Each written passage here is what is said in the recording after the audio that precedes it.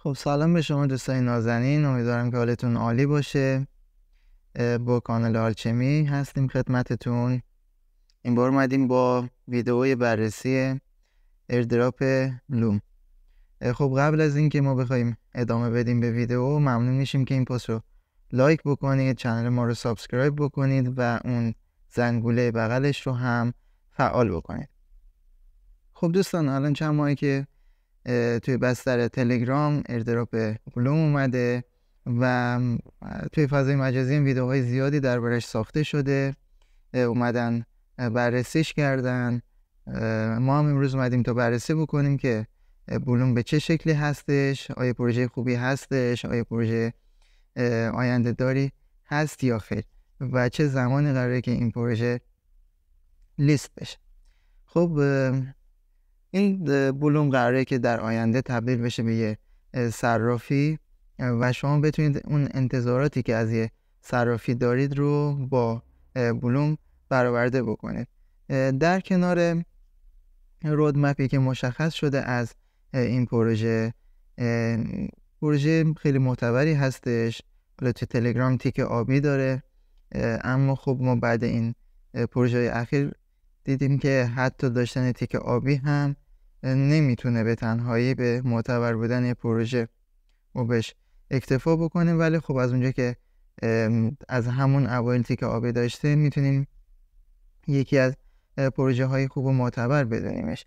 در کنار این پارتنرشیپ های خوبی داره این پروژه و BNB Chain، بایننس لابز و کوین مارکت کپ پارتنرشیپ های این پروژه هستن که هر کدوم از اینا خیلی مشهورن توی بازار کریپتوکارنسی و میتونه معتبر بودن این پروژه رو نشون بده و خب یه تعدادی کارمند بایننس بودن که تصمیم گرفتن تا بلوم رو بسازن. حالا به دلایلی فکر میکنم که از این شرکت جدا شدن، تصمیم گرفتن که با هم بیان و بلوم رو ایجاد بکنن تا به عنوان یه صرافی بشه ازش استفاده کرد. خب ما سایتش هم باز کردیم و نکاتی هم توی سایت نوشته شده. حالا میگه که شما هر چیزی که بخواین توی مارکت، هر توکنی بخواین، میتونید با استفاده از بلوم داشته باشیدش.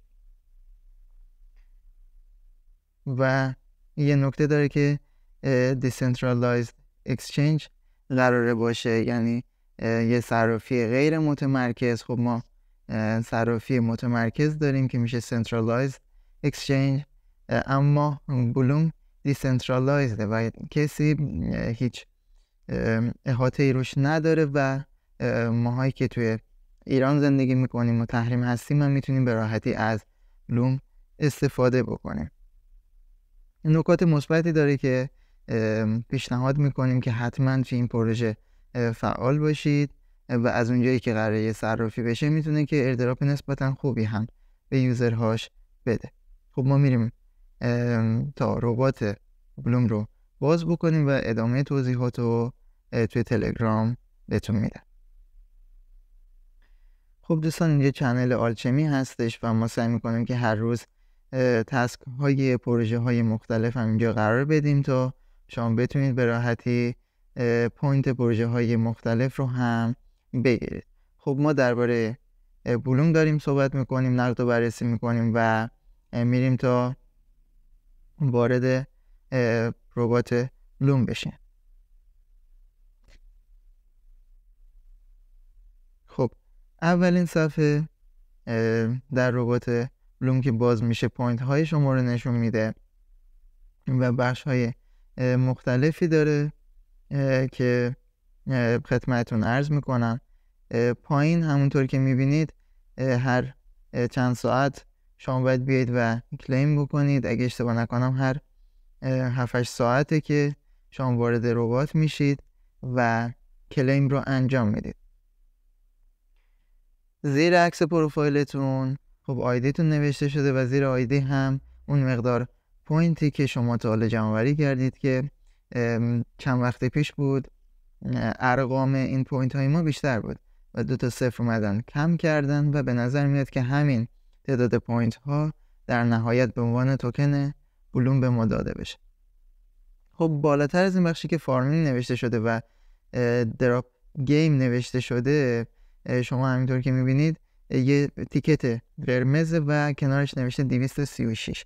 خب ببینید این یه روش جمع‌آوری پوینت بلوم هستش که شما هر روز اگه بیایید و پشت سر هم توی روزهای مختلف سر بزنید به بلوم، روز اول یه تیکت بهتون میده، روز دوم 2 تا میده، 3 تا میده و همینطوری این تیکت ها جمع میشه. حالا خود تیم بلوم درباره این تیکت ها هنوز مشخص نکرده که قراره چه اتفاقی بیفته. آیا قراره که با نگه داشتنشون آپشنی واسه ما قائل بشن یا اینکه قراره سوزونده بشن. ولی خب ما میتونیم از این تیکت ها هم استفاده بکنیم با پلی و اینجا به این صورت ما بریم و پوینت های بلوم رو هم جمع آوری بکنیم. این شما با هر یه دونه تیکت میتونید بیاید و یک بار بازی بکنید و پوینت بلوم رو جمع آوری بکنید. حالا من واسه نمونه یک بار اومدم و میخوام که پوینت جمع آوری بکنم. این آبیارم اگه بزنید شما واسه چند ثانیه فریز میشه و شما میتونید پوینت های بیشتری رو جمع آوری بکنید و روی نارنجک هم بزنید کل پوینت هایی که الان جمع آوری کردید 0 میشه و مراقب باشید که نزنید. خب من الان 113 تا پوینت بلوم تونستم که جمع آوری بکنم. خب توضیحات صفحه اولش تمام شده. میریم واسه صفحه دوم که بخش ارن هستش. خب اینجا تسک های مختلف رو مثل باقی پروژه ها میان قرار میدن. یه سری تسک ها به صورت هفتگیه که واسهتون قرار میده بیاید ویدیو یوتیوب ببینید، بیاید چنل تلگرام سابسکرایب بکنید، چنل یوتیوب سابسکرایب بکنید، توییتر سابسکرایب بکنید، توی توییترشون جوین بشید و یه سری تسک های دیگه که اونا رو هم اومده دسته بندی کرده تا شما بتونید که راحت‌تر انجامشون بدید. برای مثلا توی آنچین اومده کانکت تون والت رو میخواد که یه والت ارز تون که ما معمولا تون کیپر استفاده میکنیم میاد به این بلوم کانکت میکنید. بخش سوشالش هستش که حالا میاد میگه که پستی رو توی توییتر لایک بکنید، ریتوییت بکنید یا کارهای مختلفی رو توی اینستاگرام مثلا پیجی رو فالو بکنید و اینکه زیادم سخت نیست انجامشون. شما اگه بخواید کلیک بکنید فقط روی استارت و برگردید به ربات میتونید که کلیم بکنید و نیاز نیست حتما اون کار رو انجامش بدید. بخش مختلف دیگه هم داره، آکادمی داره، فرندز داره که شما هر چقدر دوستای مختلفی رو به این بازی دعوت میکنید بهتون پوینت میده که خب من حالا تعداد محدودی رو دعوت کردم و هنوز پوینت اون بخش رو نگرفتم. تو بخش فارمینگ هم شما اگه یه تعدادی بیایید و فارم بکنید بهتون پوینت میده. خب ما میریم توی بخش سوم که بخش فرندز هستش. دوستایی که دعوت میکنید به بازی اونا هر چقدر بازی بکنن و پوینت جمع آوری بکنن درصدی از اونها به شما میرسه و اون دوستان هم اگه یه زیر مجموعه خودشون بتونن دعوت بکنن به بازی درصد کوچیک از اونها هم به شما میرسه.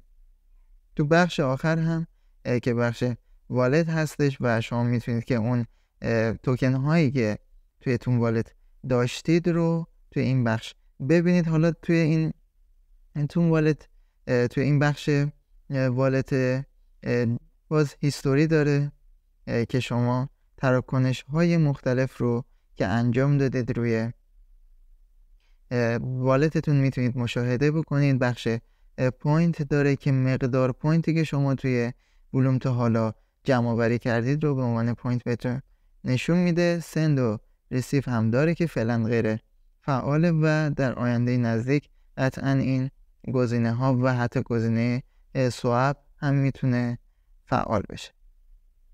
خب واسه لیست شدن این پروژه هم کوارتر چهارم سال 2024 رو توی رودمپش بهش اشاره کردن که فصل آخر سال 2024 میلادی که ما الان توی همین فصل قرار داریم و امیدواریم که توی همین 1 تا 3 ماهه این پروژه بلوم لیست بشه و به یوزرهاش ایردراپ نسبتاً خوبی رو بده.